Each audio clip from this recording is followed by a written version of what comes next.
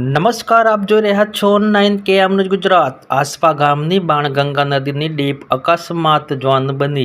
મહેસાણા જિલ્લાના વડનગર તાલુકાના આસ્પા ગામથી ઊંડણી ગામનો મુખ્ય રોડ પર આવેલ બાણગંગા નદીની ડીપ પરનો રોડની આજુબાજુ દબાણ તેમજ બાવરજાળી ઉગવાથી રોડની બંને સાઈડ પર આવતા વાહનો ના દેખાવાથી અવરનવર અકસ્માત થતા હોય છે। આ રોડ ખેરાલુથી આસ્પા ઊંડણી થઈ વલાસના ઈડર જતો મુખ્ય રોડ છે અને અહીંયા સ્થાનિક તંત્ર દ્વારા કોઈ જ સૂચન બોર્ડ કે ડીપની બંને સાઈડ સુરક્ષાને લઈ કોઈ જ બોર્ડર લગાવવામાં આવી નથી। ગામ લોકો દ્વારા આ નદી પરની ડીપને લઈ પુલ બનાવવાની માંગ ઉઠી છે। શું આસ્પા ગામ પંચાયત કે તાલુકા પંચાયત તેમજ સ્થાનિક વહીવટી તંત્ર કોઈ મોટી દુર્ઘટના બન્યા પછી જાગશે? મારું નામ ઠાકોર હેદુજી વરવાજી। કયું ગામ? ગામ જૂના આસ્પા। શું તકલીફ છે? યાદ તકલીફ સાહેબ એટલી છે આમાં કે ખેરાલુથી ઊંડણી જે હાઈવે જતો અમારા આસપા જૂના આસપા ગામે એક ડીપ આવે છે, બાણગંગા નદી કહેવાય એ ડીપ આવે છે। એ ડીપમાં આજુબાજુ બાવળ અને બીજી જાળી બહુ હોવાથી અકસ્માત એક્સિડન્ટો એવા બહુ થાય છે।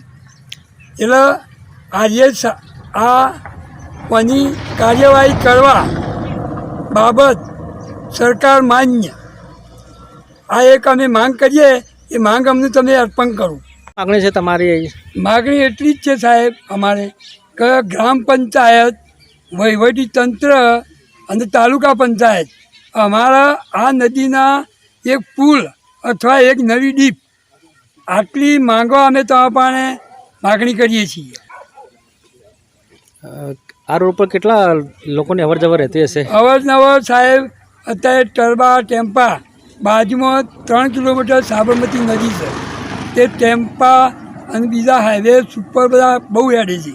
વાહન વ્યવહારો બહુ ચાલે છે, આના ઉપર બહુ ટ્રાફિક રહેશે અને એમાં બહુ ભયંકર એક્સિડન્ટો થાય છે અને આવી બધી ઘટનાઓ બને છે।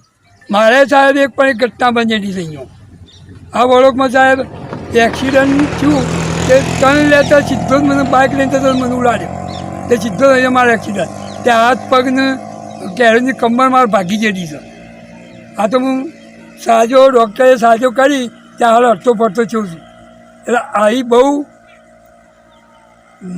ઘટનાઓ બને છે। શું નામ ભાઈ તમારું? ઠાકોર જસુજી સરદારજી મારું નામ। કયું ગામ? આસ્પા ગામ છે મારું।